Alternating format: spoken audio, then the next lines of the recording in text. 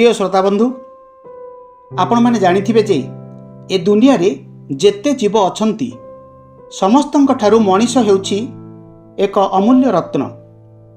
आजिर ए छोटिया विषयटीर सारमर्म जे अत्यंत हृदयस्पर्शी ताहा समस्तंकर स्वीकारोक्ति हेबा उचित बोली मु अध्यापक शंभु प्रसाद होता दाबी करुछि।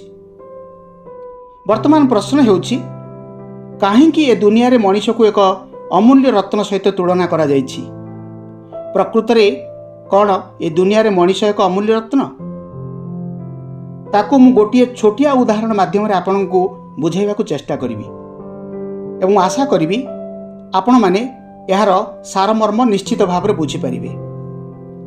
थरे जने पुओ तार बापा को पचारिला, बापा मो जीवनर मूल्य केते? बापा ताकू किछि न कहि ता हाथ रे गोटे चकमक दिसुथिबा पत्थर देले एवं कहिले एइटा नै तू बाजार को जा एवं बाजार रे तते जिए एहार मूल्य पचारिबो ताकू तू तोर हाथर दुईटी आंगुठी देखाई देबू। यह शुणी सारिबा परे पिलाटी बाजार अभिमुखे यात्रा कला एवं प्रथमे पिलाटी बाजार रे बसिथिबा जणे बुढ़ी माउसी पाखक गला। चकमक दिसुथिबा पत्थरटी को देखि बुढ़ी माउसी एहार मूल्य पचारिला। संगे संगे पिलाटी तार दुईटी आंगुठी देखाई देला। बुढ़ी माउसी भाविला बोधुए यार दाम 20 टंका एवं बुढ़ी माउसी कहला ठीक अछि मु याकू किनिदेबी।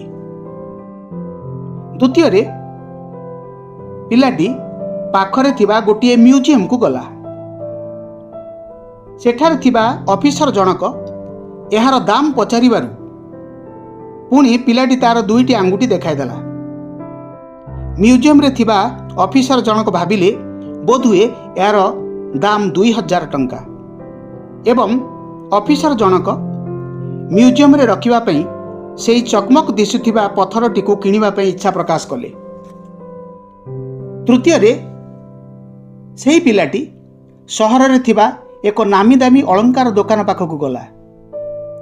पिलाटी को देखि दुकानर मालिक पुनर्बार यार दाम बुझी सारिबा परे पिलाटी तार दुईटी आंगुठी देखाई देला। दुकानर मालिक भाविले बोधुए यार दाम 2 लाख टंका।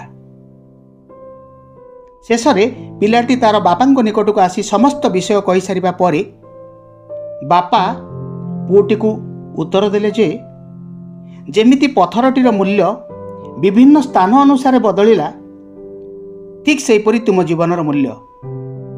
अर्थात जदि आमे खराब लोकों सहित मिसिबा तेबे आम जीवनर मूल्य 20 टंका सहित समान हेबो।